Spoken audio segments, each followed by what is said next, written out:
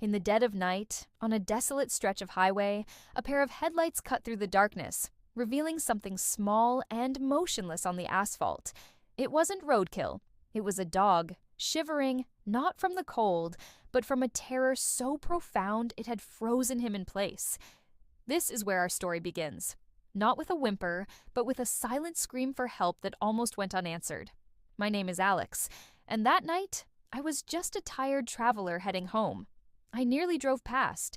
Something, call it instinct, call it fate, made me slam on the brakes. As I cautiously approached, the beam of my phone's flashlight landed on a pair of eyes. They weren't wild or aggressive. They were filled with a despair I'd never seen before, a look that said, "I have given up." He was a beautiful German shepherd, but his coat was matted with filth, and his ribs showed starkly beneath his skin. Tucked under his chin was a tattered, rain-soaked piece of cardboard. With a trembling hand, I reached for it. Scrawled in fading marker were the words, "His name is Max. I can't do this anymore. I'm sorry." My heart shattered. This wasn't just an abandoned dog. This was a broken promise. Someone had loved him once, enough to give him a name, enough to write a final, desperate apology. I spoke to him softly. "Hey, Max, it's okay, buddy, it's okay." He flinched at the sound of my voice, a deep, guttural tremor running through his body. Getting him into my car was a monumental test of patience. Every step I took, he would shrink back, expecting a blow, a harsh word, anything but the gentleness I was trying to offer. It took nearly an hour, a few pieces of a protein bar, and a lot of quiet, reassuring murmurs before he finally, hesitantly, allowed me to guide him into the back seat. The entire drive home, he didn't make a sound.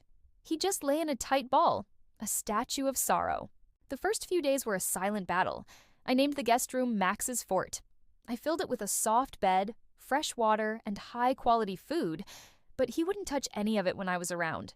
He would only eat and drink in the dead of night, when the house was still and he thought he was alone. He spent his days pressed into a corner, his eyes tracking my every move, perpetually braced for the other shoe to drop. He wouldn't bark, he wouldn't whine, he wouldn't wag his tail. It was like the part of him that was a dog had been switched off. The silence in the house was deafening, filled with the weight of his trauma.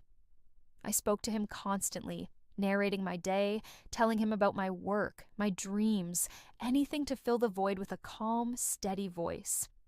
I wanted him to understand that my presence wasn't a threat.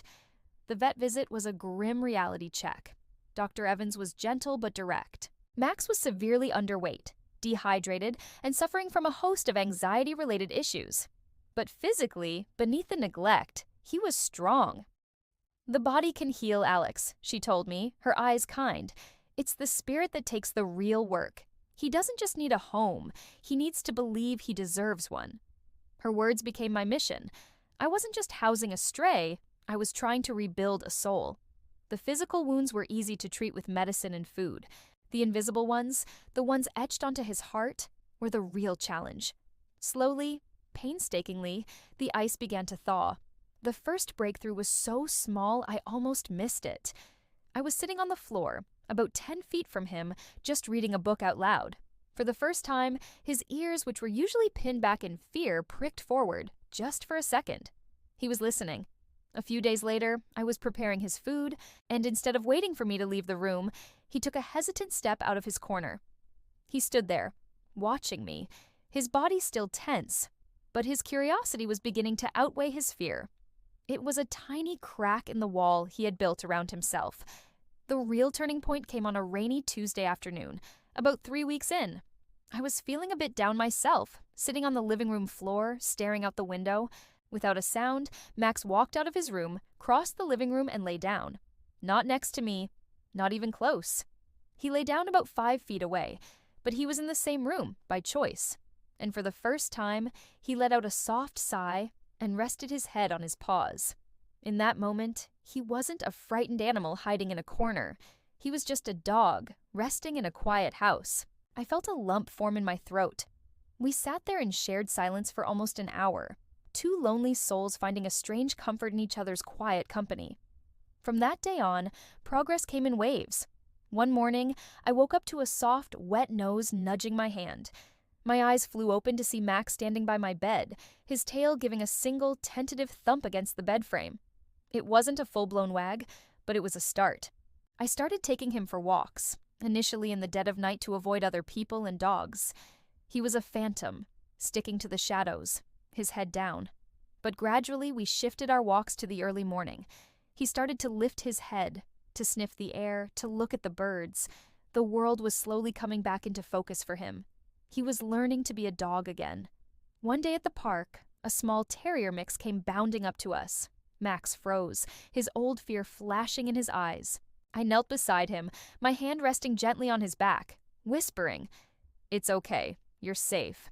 The little dog just wanted to play. After a few tense moments, Max lowered his head, gave a curious sniff, and then did something that made my heart soar. He nudged the little dog's nose with his own. It was a simple canine greeting, a gesture that said, "I see you, I am here." From that day on, his confidence grew exponentially. He started to initiate play, chasing after balls with a clumsy, joyful abandon that he'd probably never been allowed to express. His first real bark came 6 months after I found him. A delivery truck backfired down the street, and a deep, resonant woof erupted from his chest. He looked as surprised as I was. I just laughed, a deep belly laugh of pure joy, and scooped him into a hug. This time he didn't flinch. He leaned into me, licking my face, his tail wagging like a metronome gone wild. He had found his voice. He was no longer the silent statue of sorrow I had found on that lonely highway. He was Max. My Max. A goofy, loving, resilient dog who had been to hell and back and chose to trust again. Today, Max is my shadow, my co-pilot, my best friend. He greets every day with a joy that is infectious. His journey taught me that resilience isn't about never getting knocked down. It's about the courage to get back up. It's about the incredible capacity of the heart, both human and animal, to heal and to love again, even after it's been shattered. The note said, "I can't do this anymore." And maybe they couldn't. But I could. We could. We did it together. Max's story is a testament to the power of second chances. For every animal shivering on the side of a road, there's a potential for a story just like this one. They just need someone to stop, someone to see them, someone to offer a gentle hand and whisper, "It's okay, you're safe now." Thank you for letting us share our journey with you. If Max's story touched your heart, please consider giving this video a like and subscribing to our channel for more stories of hope and healing. Your support helps us spread the message that every life is worth saving. We'll see you in the next one.